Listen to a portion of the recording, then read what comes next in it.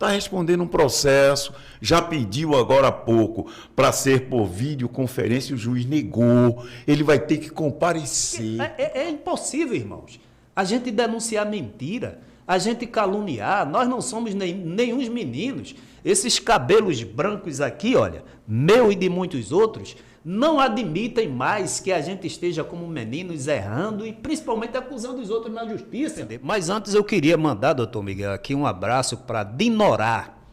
É uma irmã, eu não a conheço pessoalmente, mas ela tem sido incisiva. Nos comentários. Nos comentários. Já vi os comentários. Assim, quem faz isso é porque conhece a palavra de Deus. Lógico. E a Bíblia diz, bem-aventurado aqueles que têm sede e fome de justiça. Queria também mandar para o nosso amigo lá na Austrália, Aldo.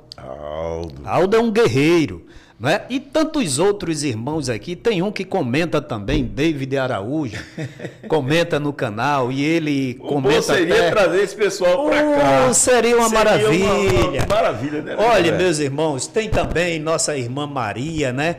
Então, são muitas pessoas que estão, assim, concordam com essas denúncias, condenam e se sentem representadas, não é? Com aquilo que a gente defende aqui, doutor Miguel. Defende aqui. Então... Bem, pessoal, nós estamos aqui novamente com o meu parceiro aqui, Josué. Queria também dar um abraço aí ao nosso parceiro também, Hafner, que está na Bahia e montou agora um belíssimo podcast.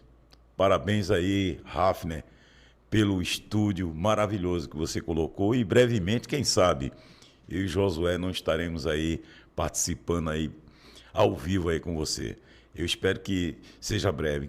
Também gostaria de mandar um abraço aí para os nossos parceiros aí também de denúncias, que fazem parte já aí de denúncias que se pipocam de norte a sul do Brasil, e a gente também não vai ficar de fora. Estamos aqui exatamente fazendo esse papel, cumprindo esse papel como os demais denunciantes também cumprem.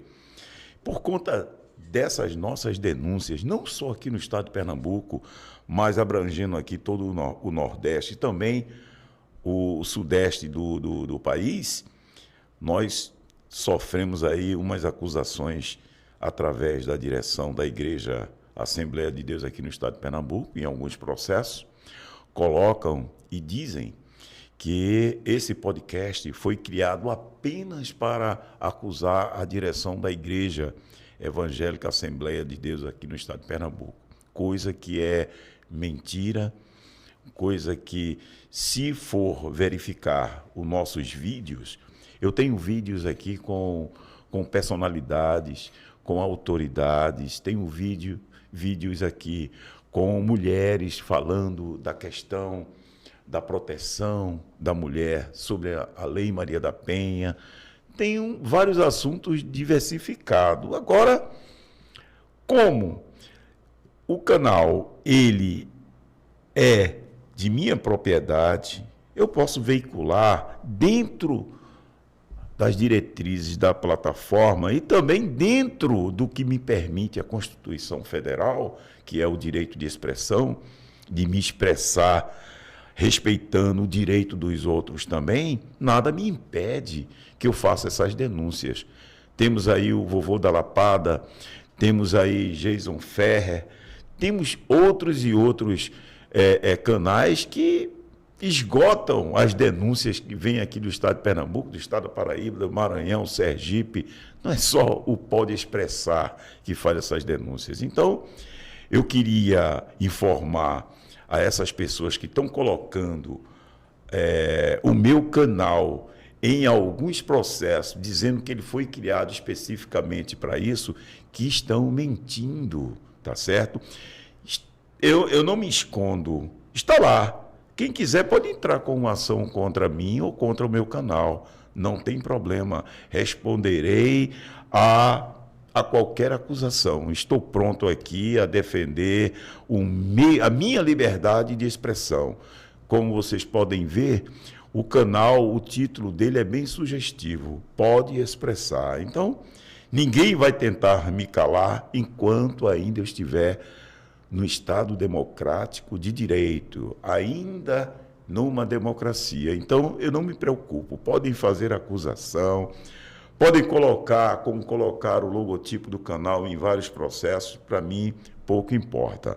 Isso aí não vai recrudescer em nada do que eu faço.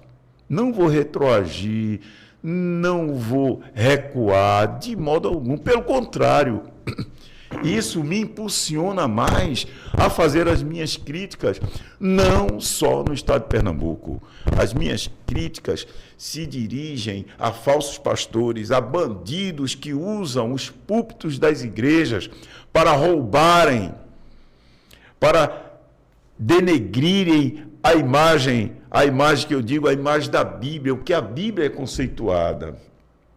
Esses homens, Josué, esses homens utilizam da Bíblia para o engano, para a mentira. E assim, através desse engano, eles não gostam que hajam críticos.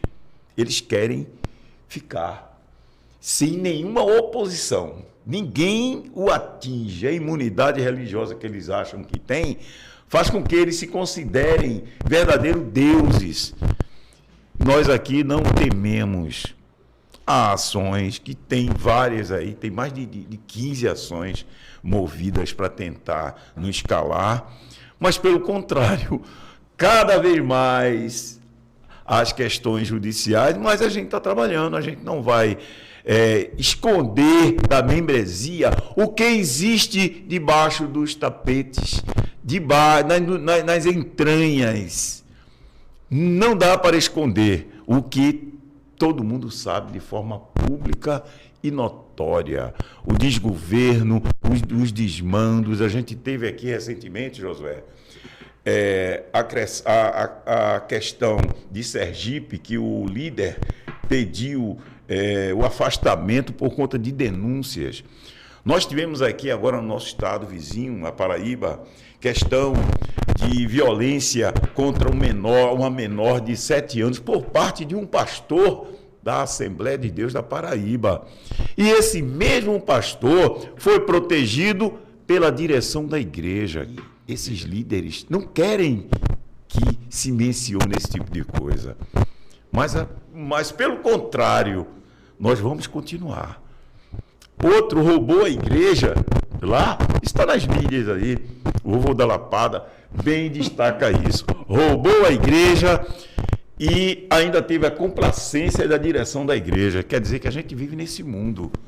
Não acredite naquela santidade aparente que esse pessoal prega no púlpito. Não, por trás daquilo tem carniça, tem podridão, tem homossexualismo, tem roubadeira aí de dízimo, roubo de dízimo. E pior, que a gente sabe que existe, é a questão do enriquecimento ilícito desse pessoal. É uma coisa que você fica assim se perguntando, poxa, onde esse pessoal vai parar com tanto poder, com tanto dinheiro? Eu não sei mais nem o que dizer. Se alguém se escandaliza com um salário de 40, 70 mil em outras igrejas aí, imagina aqui no estado de Pernambuco com salários acima de 200 mil. E mesmo assim esse pessoal se incomoda. Não fale, deixe para lá, ele é ungido. Não, a gente aqui tem um papel. É não esconder, nem colocar debaixo do tapete essas verdades. A gente tem casos no Rio de Janeiro, em São Paulo, aí vem descendo Bahia, Maranhão, Sergipe, coisas gritantes de líderes todos da Assembleia de Deus. E a gente, o que fazer? Tem que denunciar. Você não pode subir no púlpito da igreja utilizando a palavra de Deus, utilizando de Jesus para praticar esse tipo de aberração. Porque eu posso dizer, Josué, que é aberração. Existe pastor roubando, existe pastor no homossexualismo, na bebedeira e ficar aqui. Isso é um meio que você sustenta, que você paga dízimos e ofertas.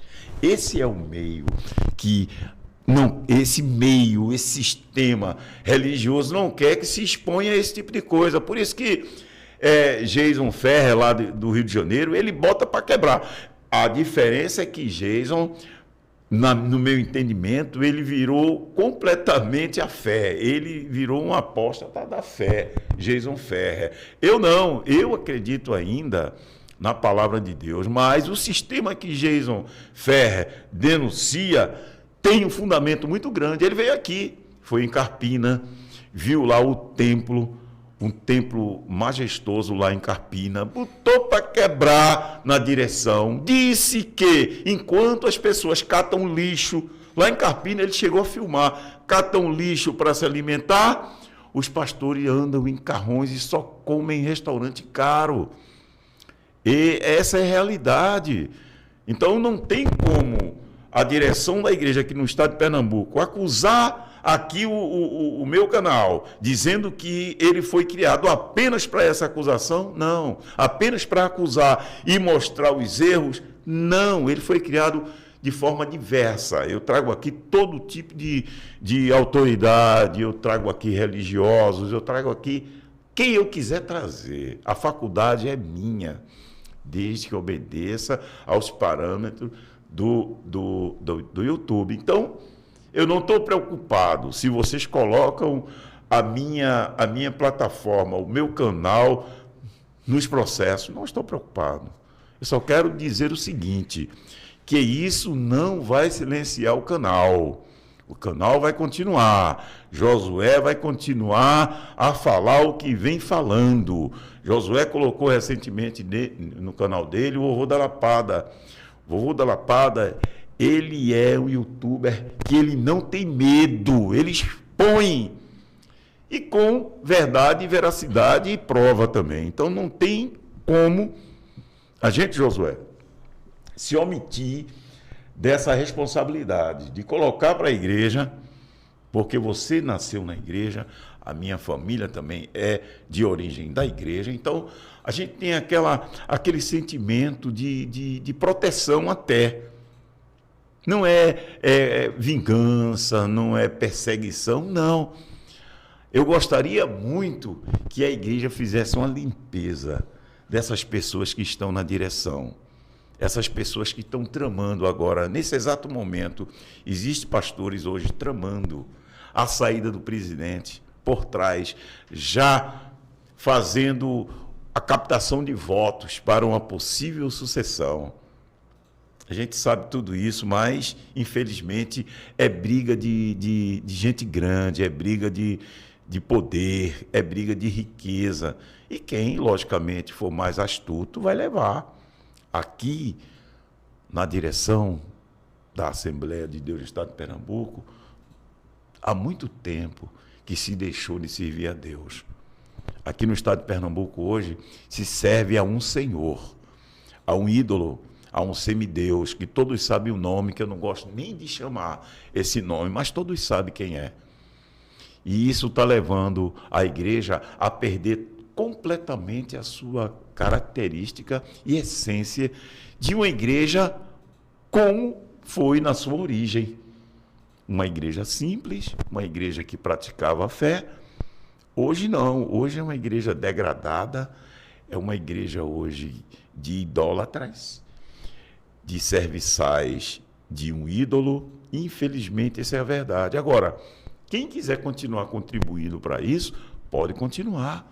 Quem quiser tirar da sua mesa o seu pão para continuar praticando a idolatria, pode continuar. Com certeza não vai vir bênção. O Jason Ferrer, ele gravou muito bem a pessoa catando comida no lixo para se alimentar. Isso é uma coisa corriqueira que a gente vê nas grandes cidades.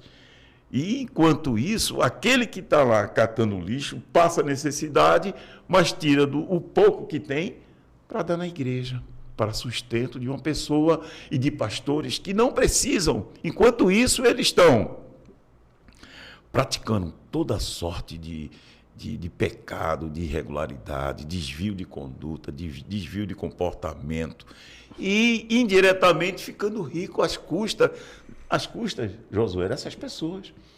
às custas de pessoas que ganham salário mínimo, de pessoas que vivem do comércio, do ambulante. Então, quando se toca nisso, eles ficam com raiva, Josué, porque a gente indiretamente faz descer um pouquinho aí essa renda, esse engano, porque a pessoa, quando descobre que está sendo enganado, Josué, Fica com raiva. fica com raiva e deixa de contribuir.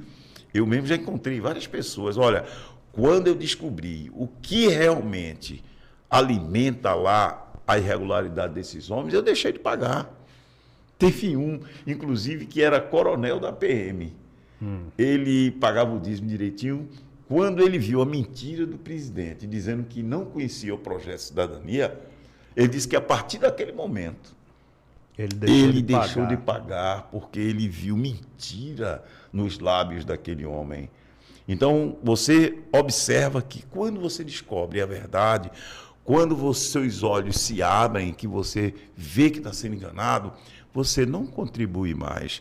Aí você não vai tirar do seu alimento 10% ou até 20%, como ele pede, a questão do 13º, para dar a esse homem. Porque esse homem hoje é um dos homens mais ricos aqui do estado de Pernambuco. Que o cara que compra uma mansão, Josué, uma fazenda, juntando tudo, ultrapassa de 15 milhões, um homem desse é rico, Josué. Não é brincadeira, não. Não é 15 fácil. milhões Juntando todo esse patrimônio que ele conseguiu, dá mais. dá muito mais. Dá muito mais do que 15 milhões. E outra, a preço, eu costumo sempre dizer, entendeu, doutor Miguel? A preços de 2010. Então, eu acho que de tanto falar, a gente não tem falado muito não, mas é de tanto as pessoas verem desvios de conduta. E nós estamos vivendo uma situação no Brasil onde na política, na religião, na sociedade, irmãos, de uma maneira assim, em geral, a gente vê escândalos, pessoas que não têm compromisso com aquilo que se propõe a defender. Como o doutor Miguel estava falando, a coisa é muito grave, por quê? Porque, assim como eu, que tinha em autoestima a reputação desses homens ditos pastores, mas essa visão que eu tinha deles foi até eu querer descobrir e verificar e analisar. E depois que a gente começa a ver aquilo que se prega e o fruto, a gente vê que não tem nada a ver aquilo que ensinam com aquilo que praticam. Eu recebi e estava procurando aqui e não encontrei, mas o senhor já falou aí a respeito desse pastor da Paraíba, que foi, inclusive, está sendo investigado pela Polícia Civil e talvez seja até preso, né? Acusado de estelionatário, inclusive, de estelionato. Inclusive, o vovô da Lapada deu um recado duro, mas que não fugiu da verdade. Se ele tinha todas aquelas informações, é porque os irmãos da Paraíba mandaram para ele, porque ele está na Bahia.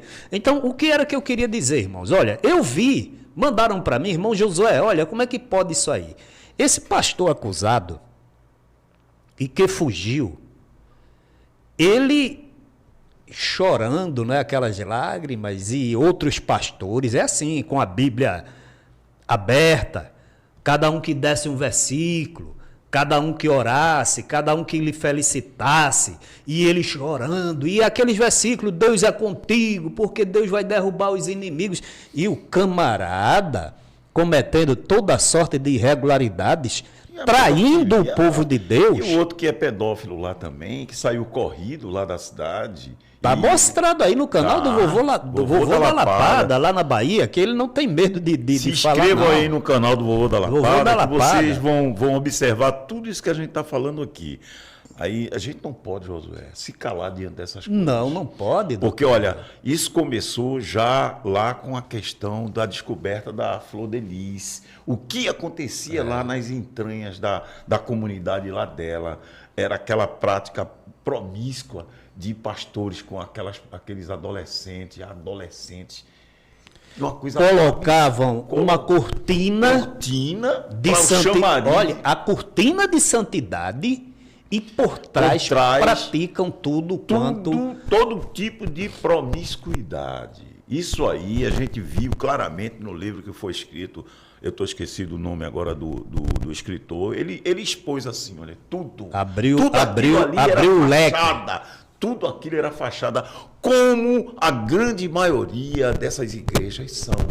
Aparentemente você observa uma santidade imponente, aquela coisa magistral, mas por detrás é o sepulcro caiado que Jesus falou. É carniça, aparentemente bonito, pintado, mas por dentro só podridão, carne podre, fede. Exigindo do povo a santidade que eles mesmos não têm.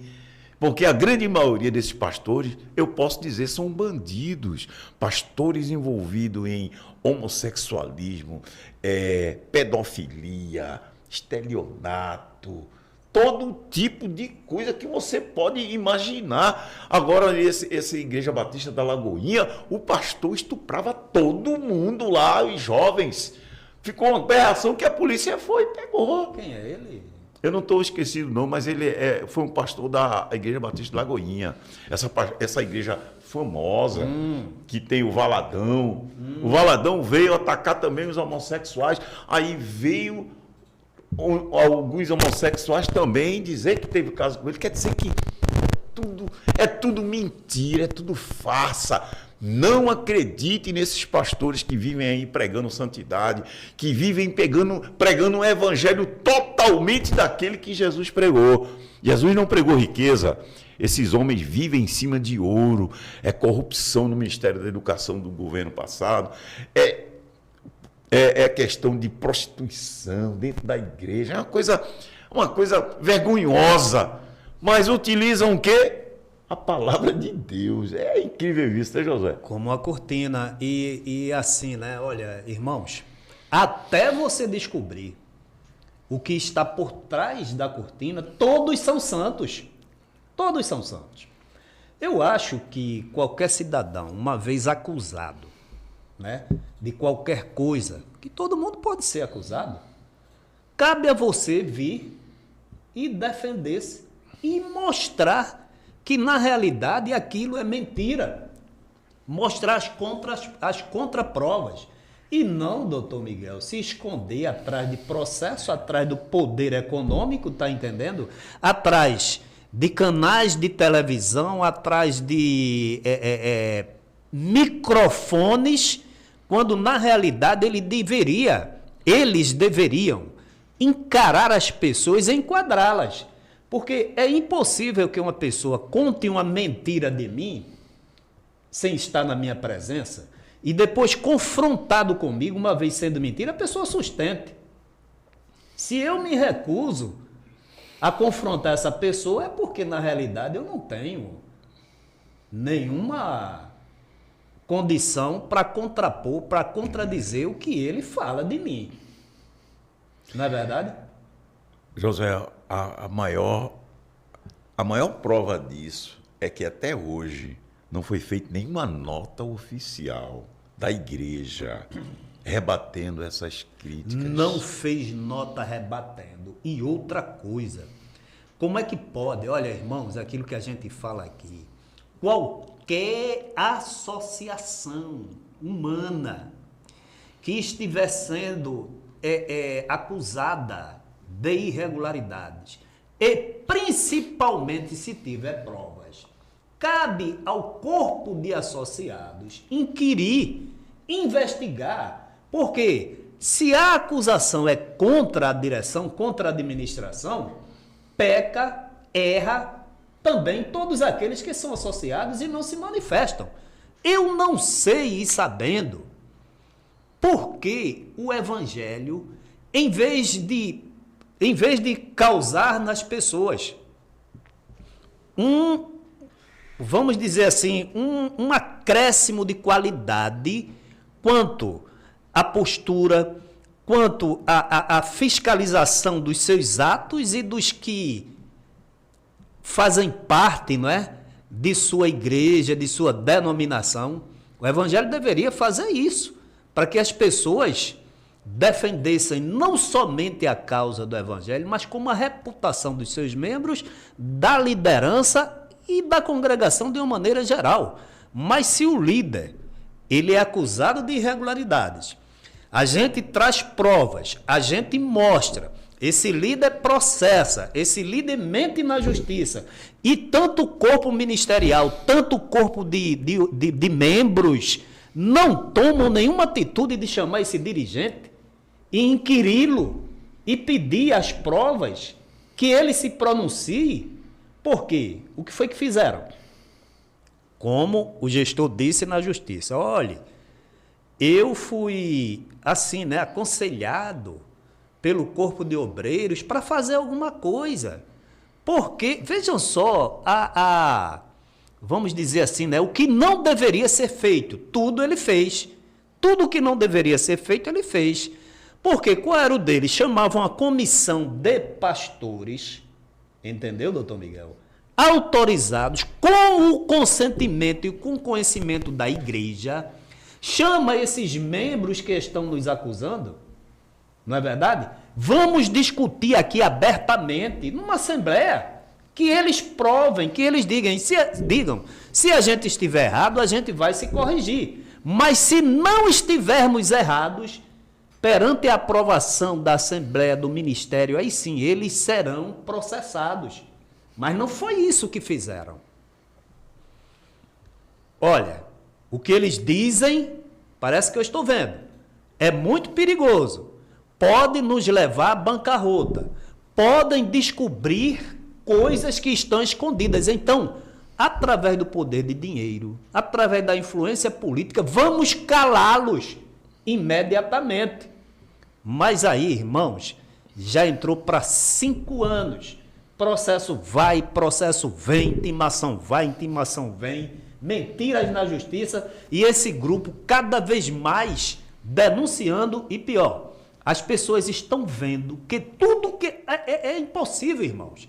A gente denunciar mentira, a gente caluniar, nós não somos nenhum meninos. Esses cabelos brancos aqui, olha, meu e de muitos outros, não admitem mais que a gente esteja como meninos errando e principalmente acusando os outros na justiça.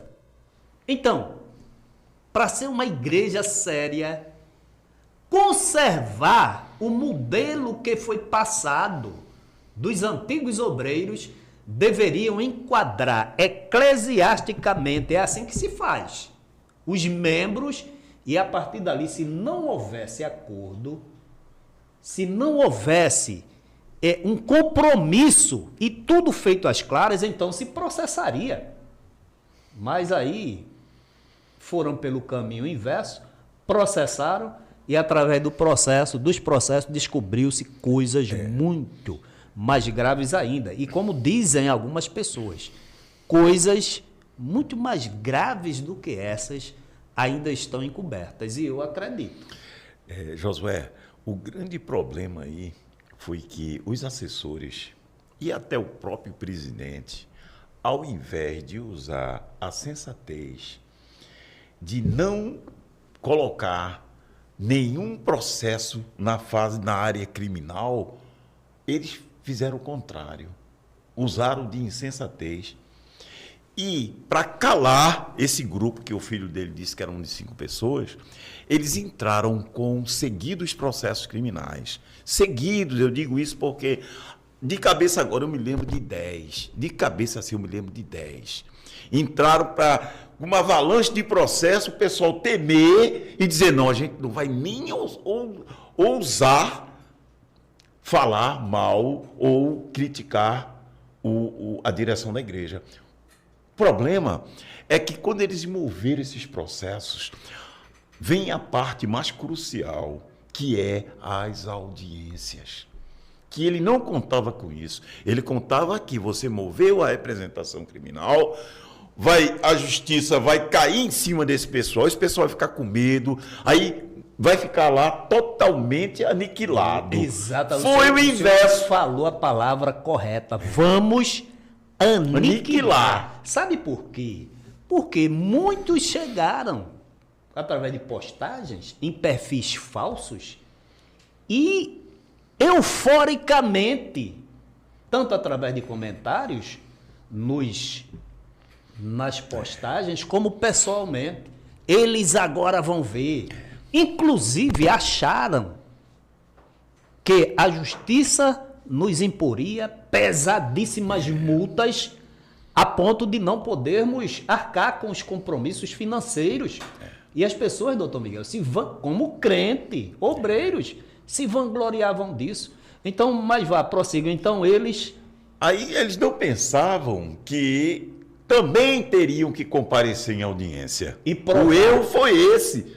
Porque eles, não, a gente vai jogar, coloca testemunhas aí, eu vou ficar de fora só observando. Foi o contrário. Eles tiveram que comparecer.